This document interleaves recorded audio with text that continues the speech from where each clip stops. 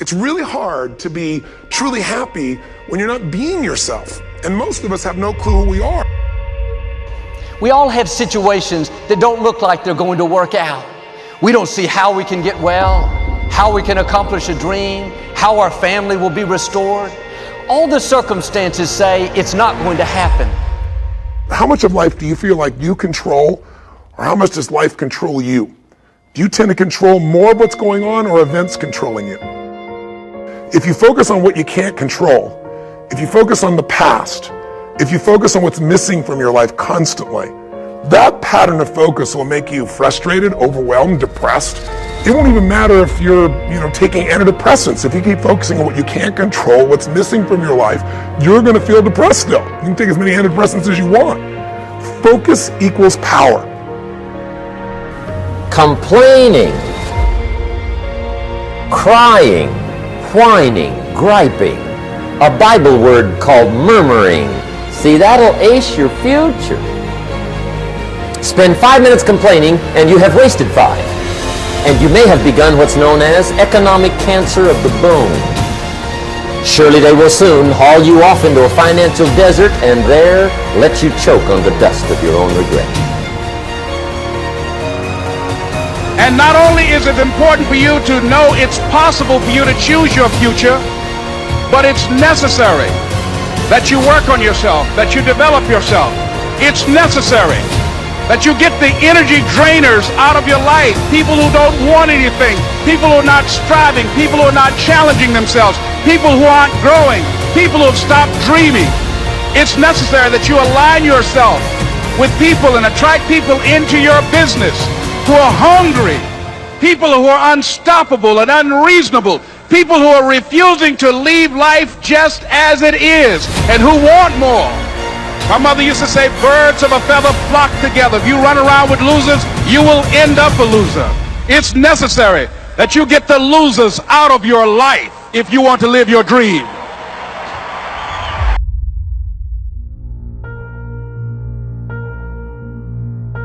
We're all given a certain amount of time to experience life, to carry out our dreams, our destiny. But we don't realize that the time bar of our life can only grow smaller from today going forward. Let that sink in. You can't buy time. You can't grow time. You can't ask for more time. You can only lose time. And after we lose time, we have no idea how much time we even have left. Our lifespan is a mystery. See, being human is a double-edged sword because although we have so much time compared to other species, we give ourselves too much time to accomplish what needs to be done. The idea of having so much more time to accomplish things makes us waste time. We abuse it. It feeds our lack of action. It makes us too comfortable. Now, we all aim to succeed, to prosper, to become a diamond in a world full of rocks, but there's no evolutionary pressure to help us, and that's where the mind shift needs to take place. You need to create a pressure for yourself to become that diamond, and the way that you do that is by understanding the value of time. Stop killing time, because eventually that turns around and time is going to kill you. You have the power to prevent time loss. You have the power to prevent wasted time. But you also have the power to kill time. And many of us are doing that. Before we make decisions, before we act, we need to think about how we're spending our time. We need to focus on what we want to accomplish, what makes the heart burn with passion, what wakes us up in the morning. What's your why? Time is the most valuable resource we have. I can save money for later. I can't do that with my time. I can invest in more money. I can't do that with time. I can share my money. I still can't do that with time. Stop damaging your lifespan. Sooner or later, you're going to realize that the only thing you wish you have more of is time. But it's what you use the worst. I want to see the transformation of how we use our time. I want to see habit change, the appreciation of the time that you're given, of your dream.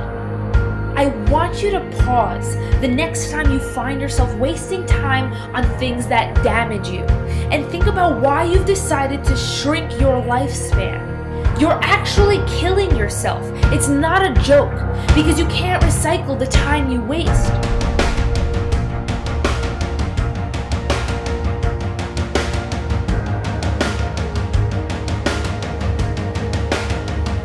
So use your time and make time work for you. Start living the life of your dreams, because it's possible.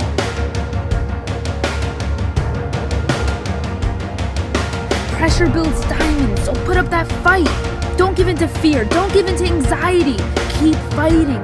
Keep moving forward. Keep believing. Your dream is yours, and don't let anybody else stop you.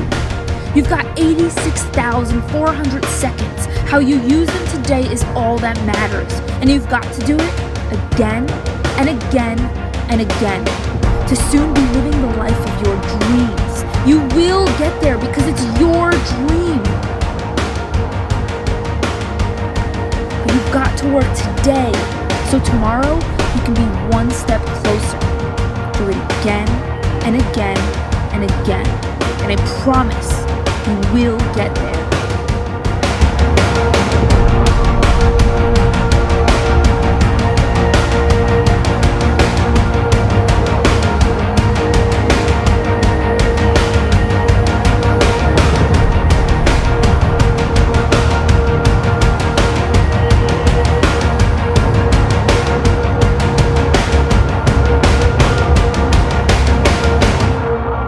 You to gain the intelligence of spending time wisely, because while you're killing time, time is killing you.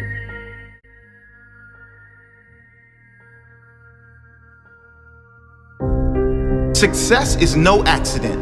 Living a great life will not come by luck or chance. It won't fall from the sky. There's no magic wand. There's no quick fix. The good news is, there are principles that lead to success. If you commit to do the things successful people do, you will lead a life of success and happiness. Live by these 20 principles, and you will ensure you live a great life. Number 1, there's nothing you can't have or achieve in life if you're willing to work for it. There are no reasonable limits relating to what you can achieve, other than those that exist in your own mind. What you can have is up to you. Who you can be is up to you. You are your only limit. No one else can stop you from having anything or being anyone you decide to be. Don't let any unsuccessful person convince you otherwise. Number 2, take responsibility for your life, and you will take control of your life. Take responsibility for where you are in life and accept the challenge required to get you where you want to be. Successful people don't make excuses or blame others. They just focus on what they can do. As Florence Nightingale once said, "I attribute my success to this: I never gave nor took any excuse." Those who succeed in this world aren't those who have escaped hardship. Every one of us carries our own baggage through life. Some let go of it and push forward without the weight of excuses on their back. Holding on to that weight of excuses is only ever going to slow you down, hold you back from reaching your true potential. Let it go. Accept where you are and decide where you are going to be. Number 3, there's always something to be grateful for. Grateful people are successful people. It's been said many times, but it's worth repeating until it sinks in. When you are grateful for everything you do have in your life is better. Full stop. Spending every morning thinking about and writing down what you are grateful for will transform your life. The very act of doing this will lead to a better mood. A better mood will lead to better relationships, clearer mind, better results, and you will then attract more to be grateful for. Number 4, follow your own path. The world is full of opinions. None of them should influence where you want to be in life. Focus on your path and walk that path. regardless of others' opinions. You'll never be successful in life unless you are living the life you want to live. Don't wear masks to fit into this world. Be brave enough to stand tall and walk in the direction you really want. Be true to you. Number 5, never stop learning and working on yourself. The key to a great life is growth that comes from self-development. The pride that comes from that growth. The inner joy that comes from that pride. Knowing you are self-made. Knowing you made a great life for yourself and set the example for all those close to you. Feed your mind with strength every day. Always rising to a new level of consciousness. Always seeking growth. The more you grow, the more you know. The more you learn, the more you will learn. Number 6, live with integrity. Zig Ziglar put it best. With integrity, you have nothing to fear since you have nothing to hide. With integrity, you will do the right thing so you will have no guilt. Living a life of integrity is living a life of truth. And when you are living a life of truth, there's nothing to hide. When there's nothing to hide, there's nothing but pride. You do the right thing even when no one is watching. Not because you're getting rewarded, but because the reward is living a life of integrity. Number 7, give your all. Nothing great in life comes to those who give less than everything. Success doesn't have to be a struggle. It should never feel like a chore. You should be in a place where you are enthusiastic about giving your all because you love what you do, because you love the challenge, because you love the growth, because you love thinking about the end result. Number 8, you can change the way you feel at any moment by changing your focus. Any emotion, no matter how extreme, can be changed by learning how to change your focus specifically to gratitude and perspective. If your life doesn't feel like a blessing, learn how to shift your focus until you get to a place where it does feel like a blessing. Number 9, don't chase money. Follow your purpose. Do nothing for the sole purpose of money. Do what is right. Do what you love. Do something that helps others, and more than enough money will come. Chase the money, and the money will run faster. Chase your purpose, and the money will chase you. Number 10, there's no such thing as failure unless you fail to learn the lesson. Everyone fails at something. Successful people fail more than most. But the only true failure is to give up without learning the lesson the failure brought. Failure is never the end of the story. It's just a plot twist. Keep writing your story and find a way to become the hero of it. Number 11, the end result will be worth the sacrifice. Unsuccessful people think about what they have to give up in order to achieve what they want. Successful people think about what they are going to get at the end of the process. They are happy to sacrifice now, knowing they will be rewarded later. Number 12, patience is power. This doesn't mean sit on your hands. Work hard, work fast, work smart. But if it doesn't come when you expect it to come, be patient. The only way it is not coming is if you quit. Keep going. Number 13, nothing worthwhile in life comes easy. If you really want it, you must be prepared to work for it, to fight for it, to give up everything for it. If it's worth the prize, it's worth the fight. Number 14, nothing that has happened in your past can stop you from creating a better future starting right now. Let go of the past. It's gone. Focus on the now. What can you do now that will create a better tomorrow? Number 15, it's never too late to be great. It's never too late to amaze yourself, to shock yourself, to become someone no one thought you could be, not even you. Number 16, not everyone will be happy for you. Not everyone is going to enjoy your success. Some will be jealous. Some will be resentful because they haven't reached their own true potential. This should never stop you from pursuing your greatest self. Those who truly belong in your life will be by your side during the journey. If you have to walk alone for a while, be strong enough to do so, knowing it won't be forever. Number 17, habits make or break you.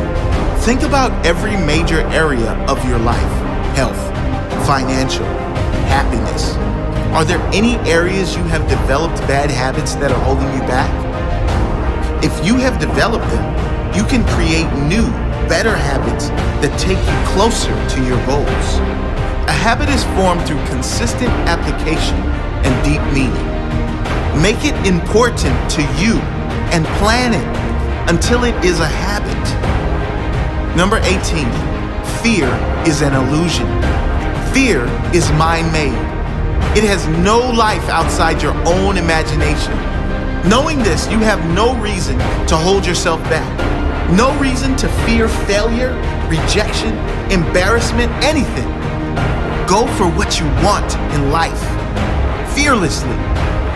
Number 19, without direction, you'll end up in the wrong section. If you don't know where you are going, you'll end up someplace else. Successful people know where they are going. They have clear goals, big, clear, meaningful goals, and they fight for them. Number 20, no one will believe in you until you do. If you want people to support you, lead by example. Back yourself. If you want people to believe in you, believe in yourself. Progress leads to belief. Growth leads to belief. Feed your mind every day with self-development material, new knowledge, empowering speakers, and start taking action. Once you start making progress, belief will come. Belief will grow. Back yourself.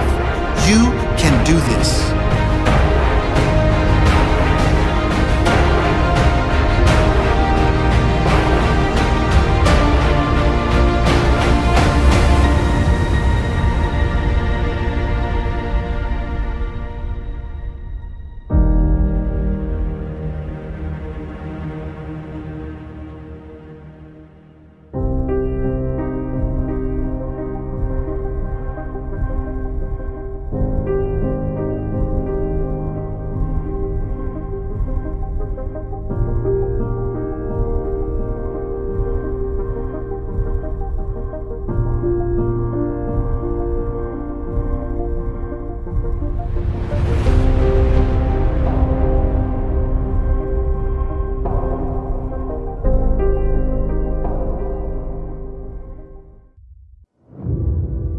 The challenge of life, I have found, is to build a resume that doesn't simply tell a story about what you want to be, but it's a story about who you want to be. It's a resume that doesn't just tell a story about what you want to accomplish, but why. A story that's not just a collection of titles and positions, but a story that's really about your purpose. Because when you inevitably stumble and find yourself stuck in a hole, that is the story that will get you out. What is your true calling? What is your dharma? What is your purpose? You can't connect the dots looking forward. You can only connect them looking backwards. So you have to trust that the dots will somehow connect in your future. You have to trust in something, your gut, destiny, life, karma, whatever.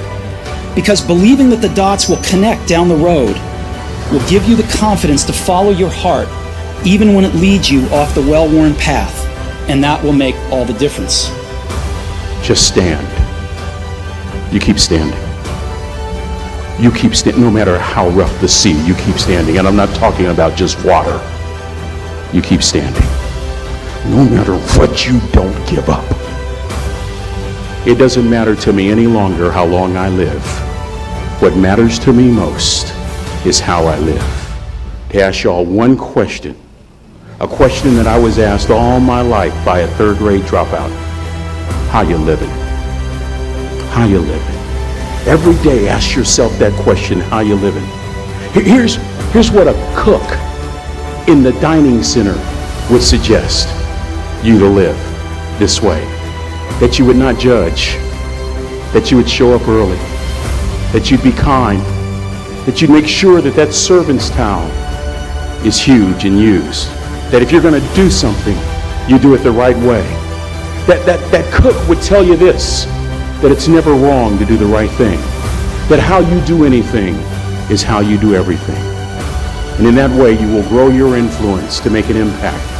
In that way, you will honor all those who have gone before you, who have invested in you. Look in those unlikeliest places for wisdom. Enhance your life every day by seeking that wisdom and asking yourself every night, how am I living?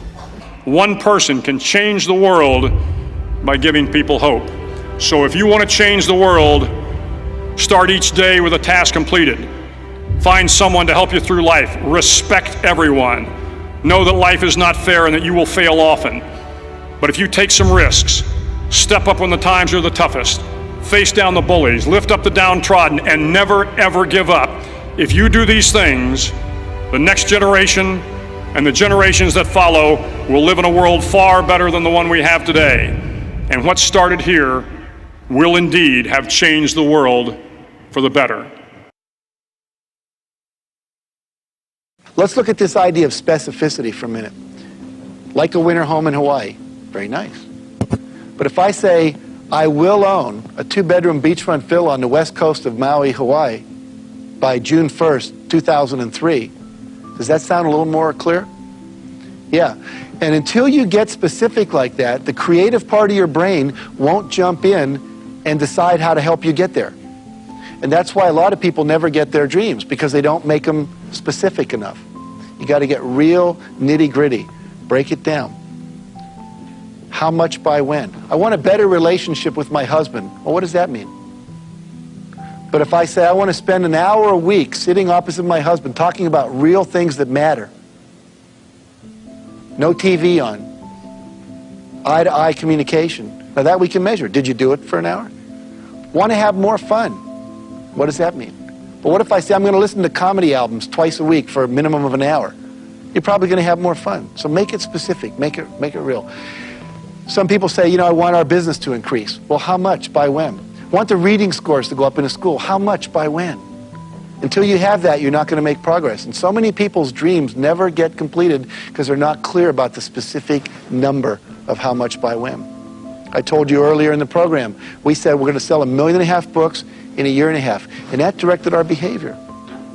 Recently, we just said we're going to sell 1 million books in one day. We had 101 bookstores involved in a book signing. We're going to try to be in the Guinness Book of World Record for the largest book signing ever done. Now, I don't think we sold 1 million books. Maybe we sold a couple 100,000. But by holding that question and trying to figure out how to do it, it moved us toward that goal. Now, maybe it'll take us 2 years to figure out how to sell 1 million books in one day, but it gets the thinking to expand out into that arena. Is this making sense? Okay, so you want to have those goals. Now, the other thing you want to do is break your goals down. Many of you have big goals. End hunger in the world. That's a pretty big goal. You know, have world peace. Achieve a certain level of spiritual oneness with God or life. Big goals. When you first look at it, it's kind of overwhelming. But what if we were to break that down into little steps? It says, okay, I want to go to college and get a PhD. Gosh, I'm only a high school student. But the next step would be finish the math class, get an A in this, write for a brochure from a college, get a catalog, pick 1 or 5 colleges that I want to apply to. You know, just keep breaking it down to little steps and then figure out how to get all those steps done and put a date by each step and then start doing the plan. Someone said if you fail to plan, you're planning to fail. Does that make sense? Yeah, absolutely. One of my friends said, success by the yard is hard, by the inch it's a cinch. So we just break it down into small pieces. I was reading the Guinness Book of World Records because we were thinking about being in there, and this guy set a goal to eat an entire bicycle, tires and all. Now, how do you do that, right? Well, it took him 17 days. But what he did is he kept cutting the bicycle up and then melting it down into little swallowable pieces, and he ate them. I don't know how much stayed in, but he ate them, right? But the point being, anything can be done if you break it down small enough. Make sense? So don't let the bigness of a goal overwhelm you. I don't know if you'd agree with me on this, but in many ways, one of the key factors to legendary success isn't your natural ability. It's not whether you have the right product. It's not whether you're in the right field. It's not whether you've had a blessed background. It's not whether you have the right IQ. I want you to really think about and deconstruct and play with, maybe later tonight in your journal. I want you to deconstruct this idea of confidence. And it seems like a very simple word, but just think about it in your own life. When you have confidence, or we could even call it fire, when you have that fire within you, that confidence, that interior bravery, you almost have this power to do whatever it takes to get your brave vision done. You see, in this world, it's not about, in many ways, your strategy in your business or your ability in your life. It's about this thing called confidence. And we have all had these times in our lives when we are full of confidence. And what other people see as a problem, we simply do see as an opportunity. Other people see it as a stumbling block or a wall, and we see it as a stepping stone or this solution. And so confidence is something that you really want to wire in. Confidence is something you really want to develop. Confidence is a practice. Confidence is a muscle. And like any muscle, the more you focus on it and practice it and train it, the stronger your confidence is going to grow. And I just have to say it again. When you are at a place in your life when there is an ongoing, steady stream of confidence moving through your mindset, moving through your heart set, you do the heroic in your business and you achieve the remarkable in your life. LeBron shows up. This dude comes in 15 minutes before practice, and LeBron gives him that look like, hey, dude, what's going on here? He's like, what do you mean I'm 15 minutes early? He's like, should have been here an hour ago. And when he says that to this dude, the guy knows LeBron's been there for 2 hours. So all I ask you to do, like, here's a guy, probably the best that's ever walked out on a basketball court, short of Michael Jordan. But both of them had one thing in common. They worked, okay? It wasn't about just their talent. It was about their work ethic. People knew them for their work ethic. So just ask yourself this week, do people know you for your work ethic? Are people like, man, you work hard? Are people actually commenting about you showing up early and staying late? Because if they're not, then you're just blending in with everybody else's work ethic. At the end of the day, talent will not win the game. It is work ethic that will win the game. So when I saw this, I'm like, here's a guy, top of his game, he's got all the money you could possibly, he could never spend all his money. Impossible. He'll be a billionaire. Okay? And he's showing up 2 hours early to make sure he plays the game, to make sure he's in physical condition, to make sure that he can stay in the game long past it. He doesn't even need it. He's got all his rings. I got to tell you, I was so inspired by it because I got a bunch of partners. I got guys that I do business with. I got one of them in particular that I'm having some problems with. He told me, man, if I had your money, dude, I would retire. He said it to me over and over, and I hadn't been listening to it enough to understand. He wants to go lay down. Okay, you cannot run, what's that thing called you did? You can't do an Ironman with that attitude. Don't know why you'd want to do an Ironman, but I tell you what, if you could do an Ironman and then take that and add it to your career, to the longevity of your career, because look, it's going to be 5 years from now, 10 years from now, it's going to be 20 years, you're going to look back and say, and the marketplace is going to reward whatever you do every day. It's easy to discard, say, 10 terrible ideas and go after the one good idea.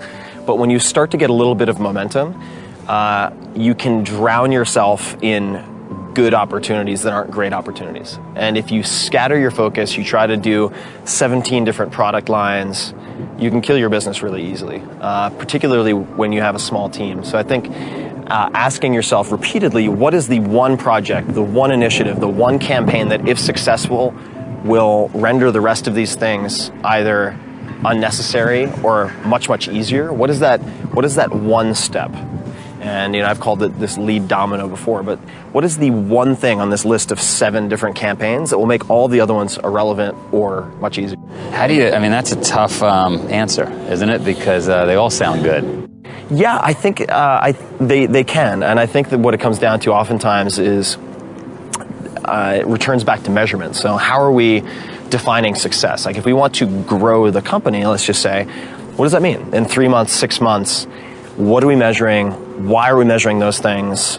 And what is a sort of a comfort goal? Meaning like, okay, we think we can easily hit this number. What is a stretch, and what is like, hallelujah, we threaded the needle. And then come up with a really concrete number to tackle. And once you have that number, then you can look at those 5 and say, all right, which of those are going to serve us right now? And I'm dealing with that increasingly so, because I have all these different branches of content and activities and angel investing and so on. It's very easy for me to get scattered. It's never been easier. So I have to continually ask that type of question. What's your main focus now? If you had to boil it down to one? My main focus right now is building my podcast, Tim Ferriss Show, up to a point where it's consistently in the top 10 to 15 on iTunes, so that I can establish a presence and name recognition in Hollywood and entertainment, which I can leverage then for the TV show and film projects that I'll be expanding into in the next 3 to 9 months. And specifically what that means is targeted advertising for the podcast, specifically towards people who are producers, agents, actors, directors in Hollywood and New York City. All of that can be quantified.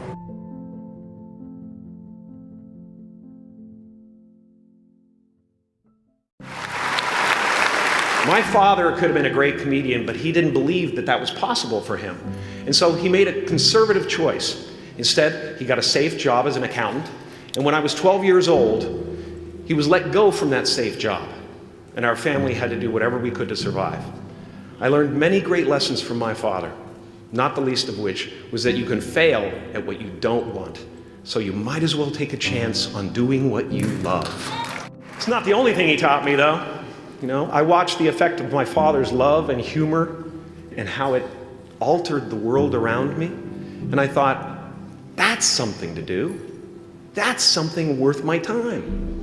It wasn't long before I started acting up. People would come over to the house and they'd be greeted by a 7-year-old throwing himself down a large flight of stairs. They would say, "What happened?" And I would say, "I don't know. Let's check the replay." I'd go back to the top of the stairs and come back down in slow motion.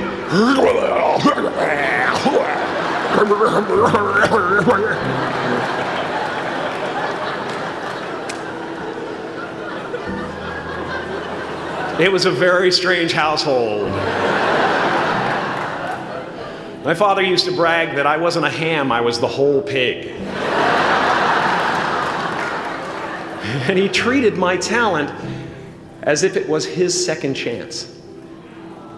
When I was about 28, after a decade as a professional comedian, I realized one night in LA that the purpose of my life had always been to free people from concern, just like my dad. And when I realized this, I dubbed my new devotion the Church of Freedom from Concern. The Church of FFC.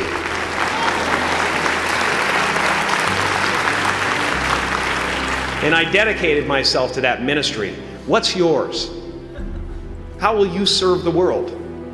What do they need that your talent can provide? That's all you have to figure out. As someone who's done what you're about to go and do, I can tell you from experience, the effect you have on others is the most valuable currency there is. Because everything you gain in life will rot and fall apart, and all that will be left of you is what was in your heart. My choosing to free people from concern got me to the top of a mountain. Look where I am. Look what I get to do. Everywhere I go. I'm going to get emotional because when I tap into this, it really is extraordinary to me. I did something that made people present their best selves to me wherever I go. I've often said that I wished people could realize all their dreams and wealth and fame, and so that they could see that it's not where you're going to find your sense of completion. Like many of you, I was concerned about going out into the world and doing something bigger than myself, until someone smarter than myself made me realize that there is nothing bigger than myself. Because life doesn't happen to you, it happens for you. How do I know this? I don't, but I'm making sound, and that's the important thing. That's what I'm here to do. Sometimes I think that's the only thing that's important, really, you know? It's just letting each other know we're here. Reminding each other that we're part of a larger self. Your job is not to figure out how it's going to happen for you, but to open the door in your head. And when the door opens in real life, just walk through it. And don't worry if you miss your cue, because there's always doors opening. They keep opening. And when I say life doesn't happen to you, it happens for you, I really don't know if that's true. I'm just making a conscious choice to perceive challenges as something beneficial so that I can deal with them in the most productive way. You'll come up with your own style. That's part of the fun. Oh, and why not take a chance on faith as well? Not religion, but faith. Not hope, but faith. I don't believe in hope. Hope is a beggar. Hope walks through the fire and faith leaps over it.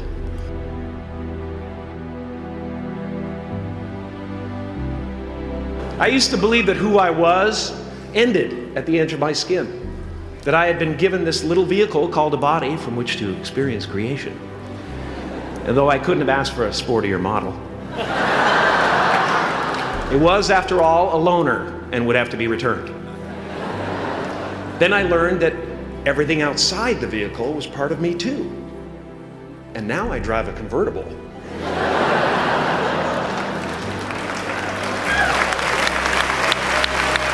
Yeah, man. Top down, wind in my hair. Woo! I am elated and truly excited to be present and fully connected to you at this important moment in your journey. I hope you're ready to open the roof and take it all in. You are the vanguard of knowledge and consciousness, a new wave in a vast ocean of possibilities. On the other side of that door, there's a world starving for new ideas, new leadership. I've been out there for 30 years. She's a wildcat. Oh, she'll rub up against your leg and purr until you pick her up and start petting her, and then out of nowhere, she'll swat you in the face.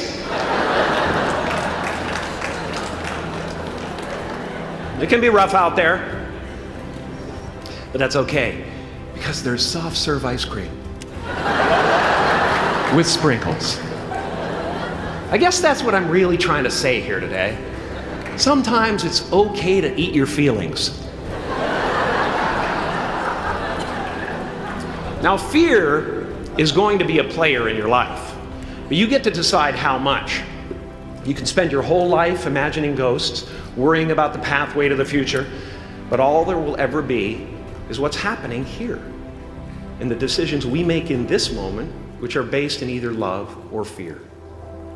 So many of us choose our path out of fear disguised as practicality.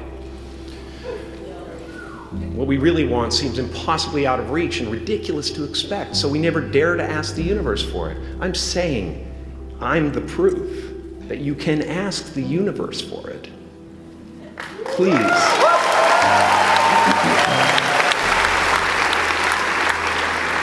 I am at the top of the mountain, and I was, and the only one I hadn't freed was myself, and that's when my search for identity deepened. I wondered who I'd be without my fame. Who would I be if I said things that people didn't want to hear? Or if I defied their expectations of me?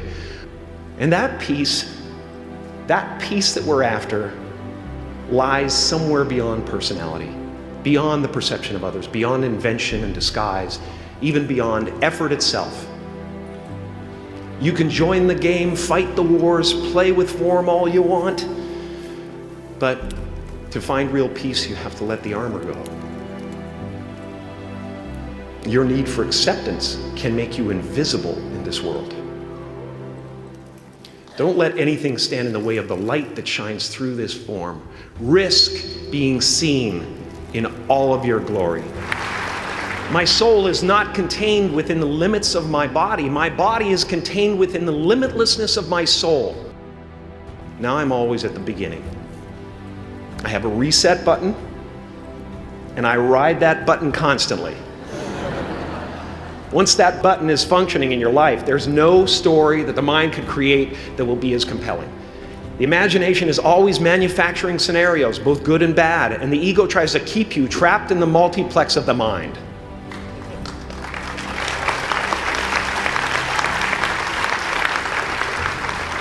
Our eyes are not viewers, they're also projectors that are running a second story over the picture that we see in front of us all the time. Fear is writing that script, and the working title is, I'll Never Be Enough. I had a substitute teacher from Ireland in the 2nd grade that told my class during morning prayer that when she wants something, anything at all, she prays for it and promises something in return, and she always gets what she wants. Well, I'm sitting at the back of the classroom, thinking, wow, my family can't afford a bike, So I went home and I prayed for one. And I promised I would recite the rosary every night in exchange. Broke that promise. But 2 weeks later, I got home from school to find a brand new Mustang bike with a banana seat and Easy Rider handlebars. Yeah. From fool to cool. My family informed me that I had won the bike in a raffle that a friend of mine had entered my name in without my knowledge whatsoever. So that type of thing has been happening to me ever since. And as far as I can tell, it's just about letting the universe know what you want and working toward it while letting go of how it comes to pass. No matter what you gain, ego will not let you rest. It will tell you that you cannot stop until you've left an indelible mark on the earth, until you've achieved immortality. How tricky is this ego that it would tempt us with the promise of something we already possess? Relax and dream up a good life.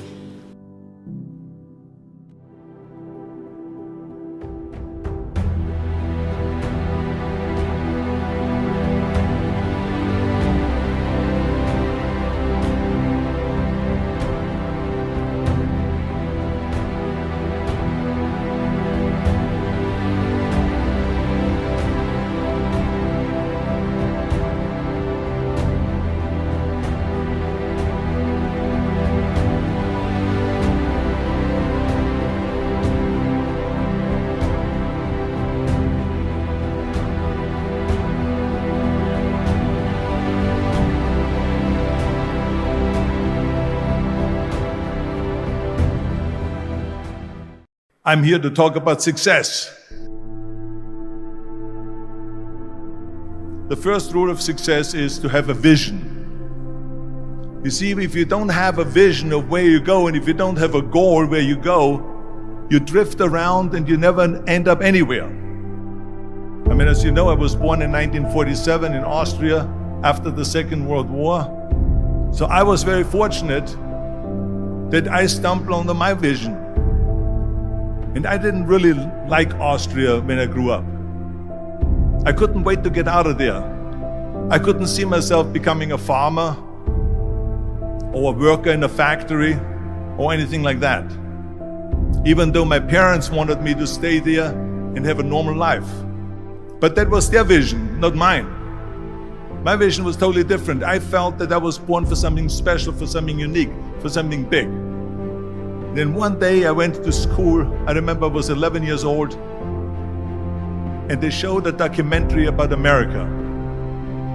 And there they showed in this documentary the huge skyscrapers, the high-rises, the huge bridges, the 6-lane freeways, and all of this stuff. And I said to myself, that's where I want to be. I don't want to be around here with these little farmhouses and these little buildings. I want to be in America. One day after school, I walked by a store in Graz. So I went inside and I looked around, and then I saw a magazine. I saw a bodybuilding magazine that had Reg Park on the cover. Reg Park was then a 3-time Mr. Universe. And I saw him on the big screen as Hercules. I read that and I said to myself, wow, this is the blueprint for my life. This is exactly what I want to do. I want to become a bodybuilding champion just like Reg Park. I want to get into movies just like Reg Park. And I want to make millions of dollars and be rich and famous just like Reg Park. Do you know how great it felt that I knew where I was going? Imagine the majority of people don't know where they're going. I knew where I was going, that I'm going to become this bodybuilding champion just like him. So it was just a question of how do you do it? I was so relieved because when you have a goal, when you have a vision, everything becomes easy. So people always ask me, when they saw me in the gym in the pumping iron days, they say, why is it that you're working out so hard? 5 hours a day, 6 hours a day, and you have always a smile on your face. And I told people all the time, I said, because to me, I'm shooting for a goal. In front of me is the Mr. Universe title. So every rep that I do gets me closer to accomplishing that goal, to make this goal, this vision turn into reality. Every single set that I do, every repetition, every weight that I lift will get me a step closer to turn this goal into reality. So I couldn't wait to do another 500-pound squat. I couldn't wait to do another 500-pound bench press. I couldn't wait to do another 2,000 reps of sit-ups. I couldn't wait for the next exercise. With the age of 20, I went to London and I won the Mr. Universe contest as the youngest Mr. Universe ever. And it was because I had a goal. So let me tell you something, visualizing your goal and going after it makes it fun. You've got to have a purpose no matter what you do in life. You've got to have a purpose. 74% hate their job in America. Now this is not much different when you come to Europe. The majority of people don't like what they're doing, because they're really not doing it because they didn't have a goal and they followed this goal. They just aimlessly drift around, and then all of a sudden there's a job opening, so they get that job because you have to work. But then when you work, it's a chore. It's work. It's not fun. So if you think about only a quarter of the people really enjoy what they're doing in life, that is unbelievable if you think about it. So I felt so blessed that I knew what I was doing. It's like a medical student that studies and knows he wants to become a doctor. You know where to go. And the same thing is also in politics. I remember that in politics, I had a very clear vision that I will be the leader of California. That's as far as I could go because I was not born in America, so I could not run for president. So being the governor of the fifth largest state, I should say the largest state, the fifth largest economy in the world, was for me really the ultimate title, the ultimate accomplishment in politics. So even though people came up to me and says, why don't you go and run for something smaller, you're never gonna make it. I ran for governor, and then 2 months later I became governor of the state of California. Again, because I had a very clear vision what I'm gonna do with California. So that's rule number one, have a vision. Rule number two is, don't listen to the naysayers. Don't listen to the naysayers.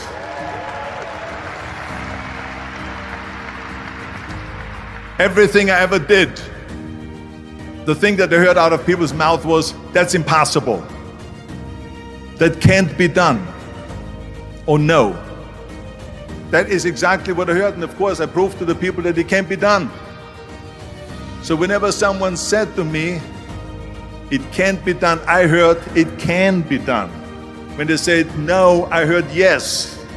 And when they said it's impossible, I heard it is possible. I'm a strong believer of what Nelson Mandela said, that everything is always impossible until someone does it. Well, I'm going to be the one, I said to myself, I'm going to do it and I'm going to show it to them. Maybe it has never been done before. That's perfectly fine with me. But I'm going to do it. And I did not listen to the naysayers. It's all about the hard work that you put in. I said to myself, in bodybuilding, I worked out 5-6 hours a day. I'm going to do the same thing now for acting. And of course, I went to college to study English. I studied the accent removal. acting classes, and all of this stuff. All day long, I worked and I worked and I worked. And within a short period of time, I made one movie called Hercules in New York, which of course went right into the toilet. But it didn't discourage me. I still had the same vision. And then all of a sudden I did Streets of San Francisco. I did Stay Hungry and Pumping Iron and The Villain. And then all of a sudden, I was asked by Dino De Laurentiis and by Universal Studio to star in Conan the Barbarian. And after I did Conan the Barbarian, the director at the press conference said to the press, the director was John Milius. He said to the press, if we wouldn't have had Arnold, we would have had to build one. So think about that. The very body that they said can never be sold because the time is wrong. A few years later, I'm doing Conan the Barbarian, and it was the #1 hit at the box office when it came out in the summer of '82. Think about that. And the director says, if we wouldn't have had his body, we would have had to build one. So all of a sudden, my body became an asset, not a liability. And the same thing was with Terminator. After we were finished filming Terminator, Jim Cameron said to the press, if Arnold wouldn't have had that accent and talked like a machine, I think the movie wouldn't have worked. So think about that. The body and the accent that they attacked was an asset. But I didn't listen to those losers. I didn't listen to them at all. It's just the reality of it is that you cannot listen to the naysayers. So this is a very important lesson for all of you. So what do you know?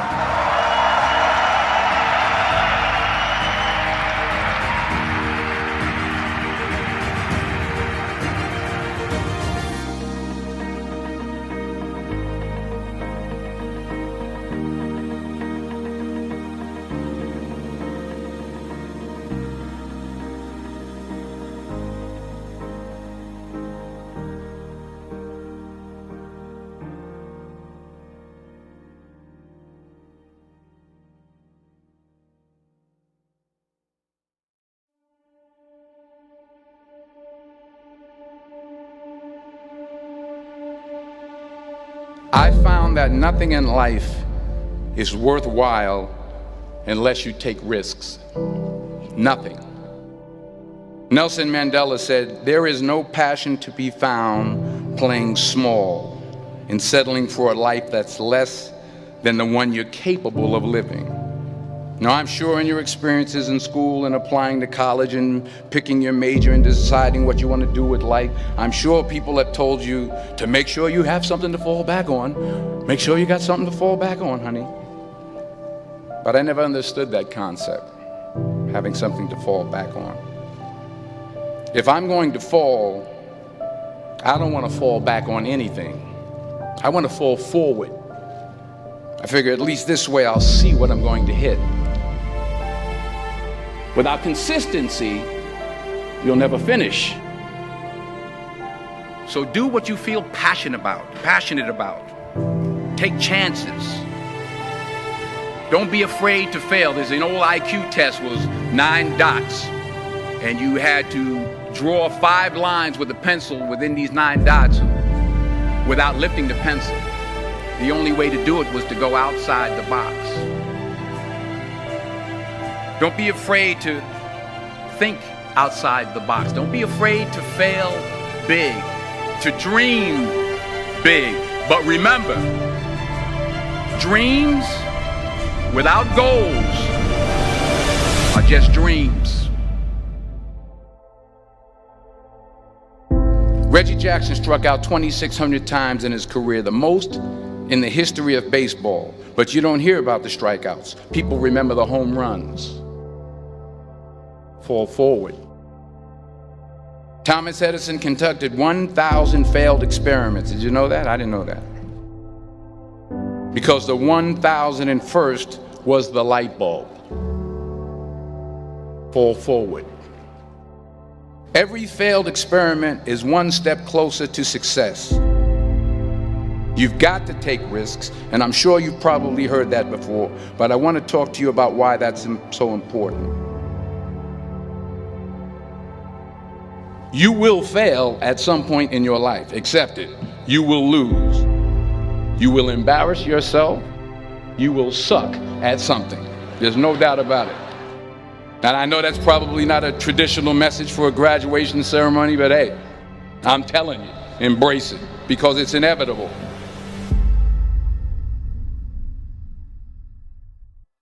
In the acting business, you fail all the time. Early on in my career, I auditioned for a part in a Broadway musical. Perfect role for me, I thought, except for the fact that I can't sing.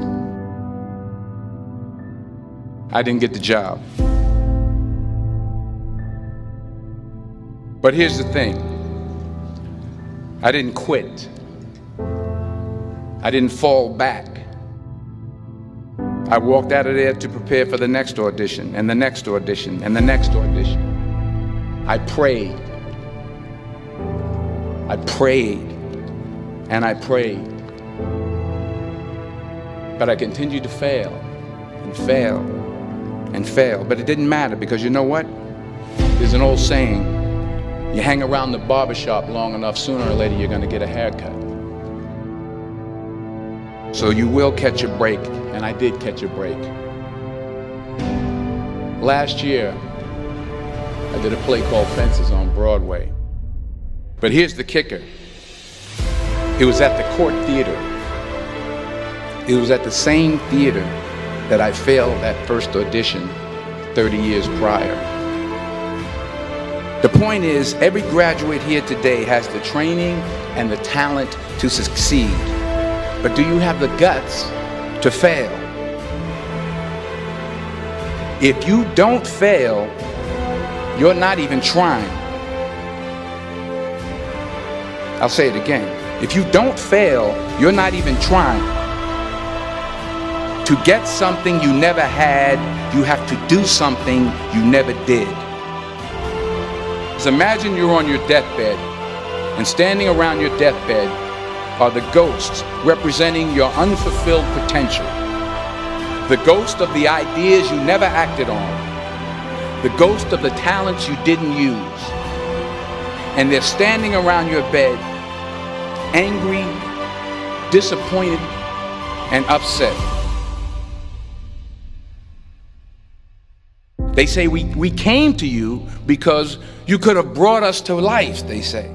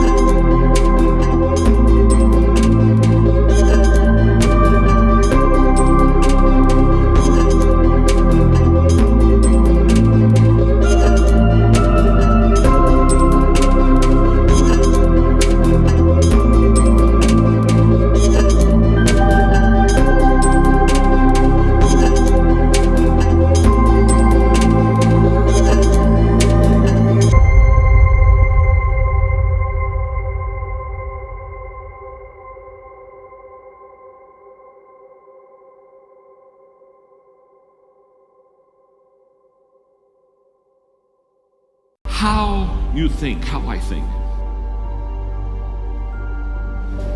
Successful people think differently than unsuccessful people. Wise thinking leads to right living. Stupid thinking leads to wrong living. If you want to have a fulfilled life, you have to fill your mind correctly.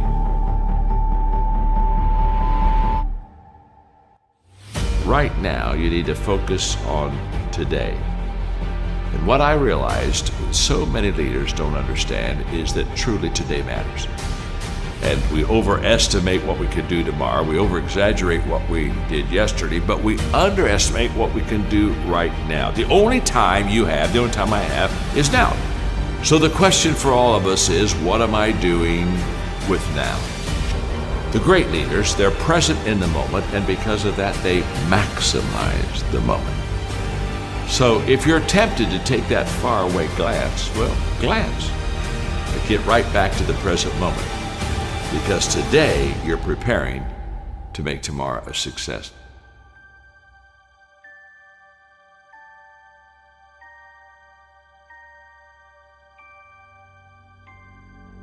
Well, we all want to be motivated, and yet so many times we fail to find the secret of motivation, and so let me give it to you quickly. Just do it. Motivation is not the cause of action, it's the byproduct of action. There's a lot of difference. If I think motivation is the cause of my action, then I'm going to wait to be motivated before I do something. But if I realize it's the byproduct of my action, then I'll start doing something. And then guess what? Motivation will come up and zap you, and all of a sudden you feel good and you're glad you're doing it. And you're saying, wow, this is truly wonderful. So let it be the byproduct of your life. Don't let it be the foundation for the actions that you take in your life. Nothing comes to you until you commit yourself. Nothing comes to you if you're just going to try, but you're not committed. Nothing comes to you if you're just thinking about it. It's not until you take the action step. It's not until you take the direction do the things start to flow through you. But I'm saying don't cheat yourself out of the possibility of the potential that's on the other side of commitment. Stay with it long enough to find out if there's any fruit in it. You can do goal setting with a pencil, but you have to do goal getting with your legs. You got to take action. And it's the action that separates us. The greatest gap in this world is the gap between knowing and doing. Knowing is goal setting. Doing, now that's goal achievement. People that are knowledgeable about habits say that it takes 30 days for a habit to become a habit. Now, habits can be good and habits can be bad. And so over a period of time, you can either be developing habits that are going to help you, or you can be developing habits that are going to hurt you. People that grow develop habits that help them. The great value of a good habit is you don't have to think about it. That's why it's a habit. In other words, once you begin to, over days and times and periods, begin to practice something that's good, after a while it becomes automatic to you. It becomes who you are. In fact, I always tell people, practice a good habit long enough to make it yours. And once it's yours, now it's automatic. Every day, you'll do what you should do. Often I have the expression that everything worthwhile is uphill. That's a fact. You've never heard someone talk about accidental achievements. You've never heard someone that got to the top of the mountain and somebody asked them, how did you get there? Kind of look confused and say, I have no idea. They know how they got there. The reason they know how they got there is because they had to walk all the way up the mountain. Nobody lifted them. There were no shortcuts. There's not an elevator. There's not an escalator. It's all effort that gets you to the top of the mountain. What I want you to understand is that inspiration does a lot better when it's coupled with perspiration. There are a whole lot of people, they want to be inspired in great things, but they don't want to do the hard work to achieve those great things. It's not either or, it's both and. So I really trust today that you will just kind of roll up your sleeves, look at something you haven't tackled for a while, dive in. You'll be amazed that once after you do the work, you get inspired. Don't wait to get inspired before you do the work.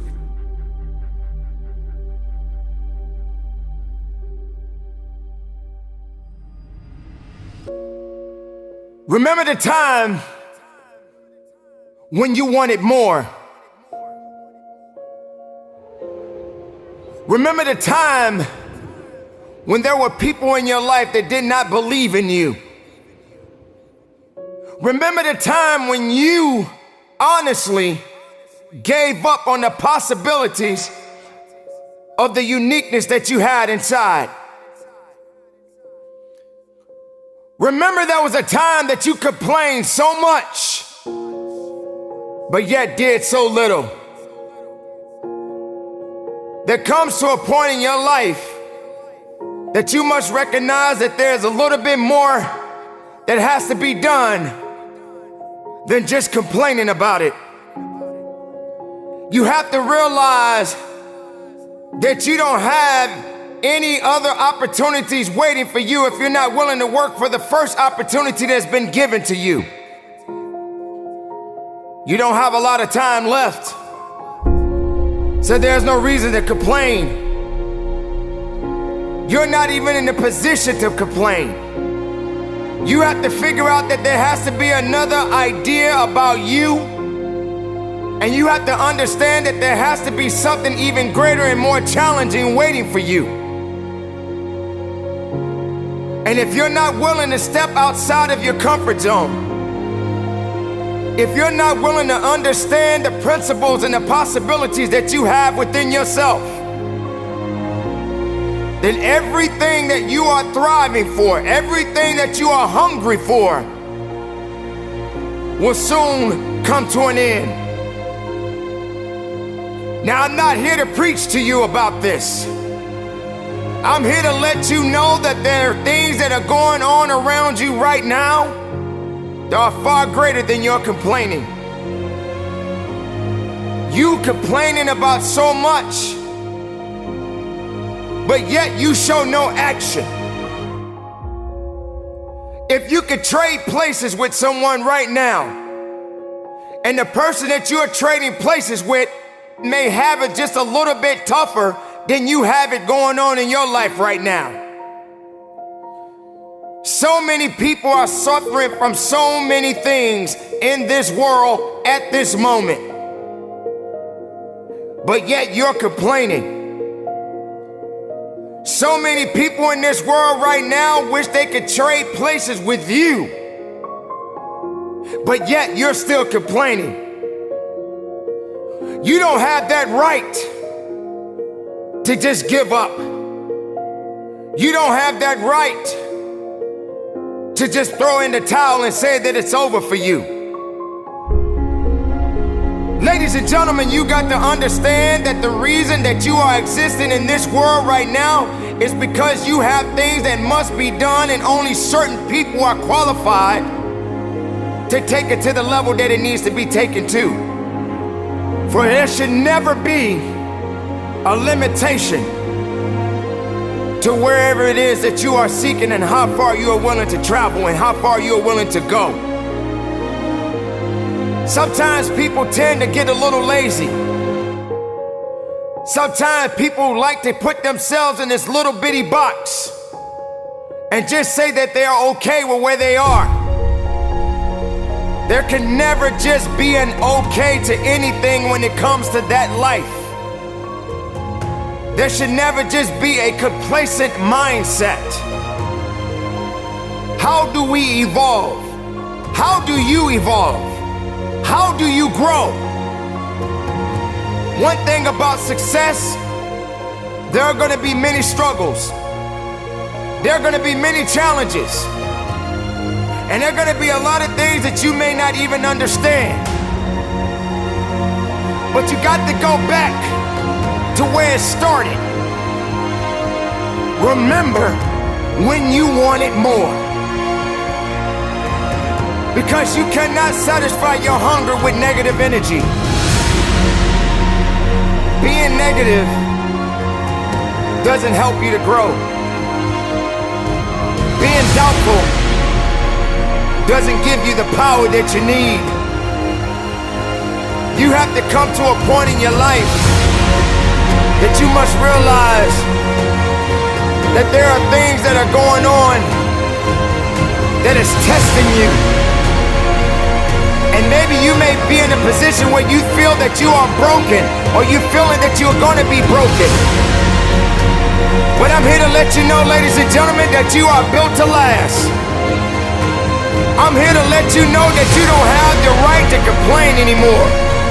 I'm here to let you know that you got to keep on living and living on strong.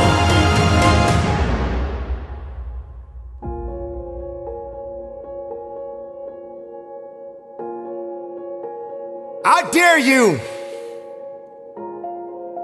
to take a trip to your local hospital.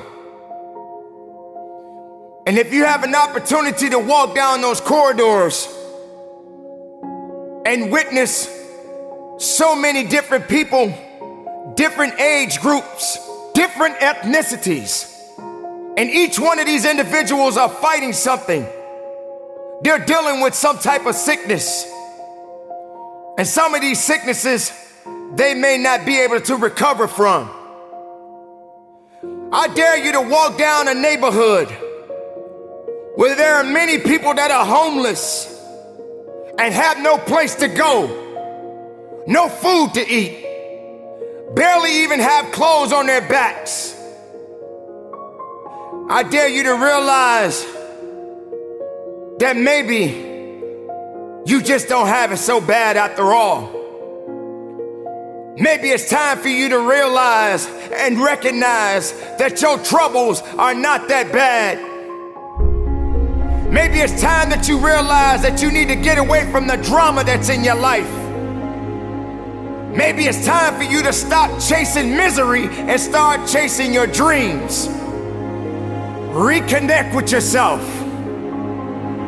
Because this is not the time for you to be wasting, putting yourself back instead of pushing yourself forward. Ladies and gentlemen, you have so much to offer, so much to give, so much to do, but doing it and sitting around waiting for it to happen, it's just gonna stay in neutral. You have to electrify the desire that you have, that you once had.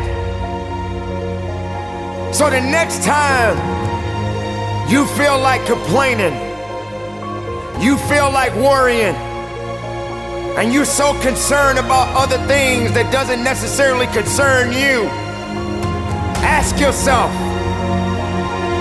is it making you better? Is it taking you higher? Are you going further? Or are you just being complacent? Complacent and complaining and worrying and doing things that are not better for you? Are you gonna realize that maybe just going up that mountain does take a little bit more work than just having something handed to you? Are you gonna be that person that realizes that if and when you get to the top of the mountain, it don't just stop there? You got to figure out another way to go even higher.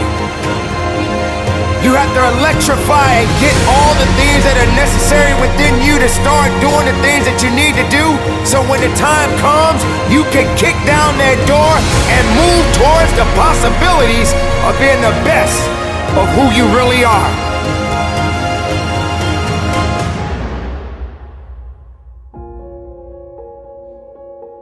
Don't lose yourself in the things that's not going to give you the strength and the capacity of understanding that you matter for something. Don't lose yourself in fear. Don't lose yourself in doubt. Dare yourself to be better. Dare yourself to be unique. Dare yourself to be the best possibility that the world has yet to see.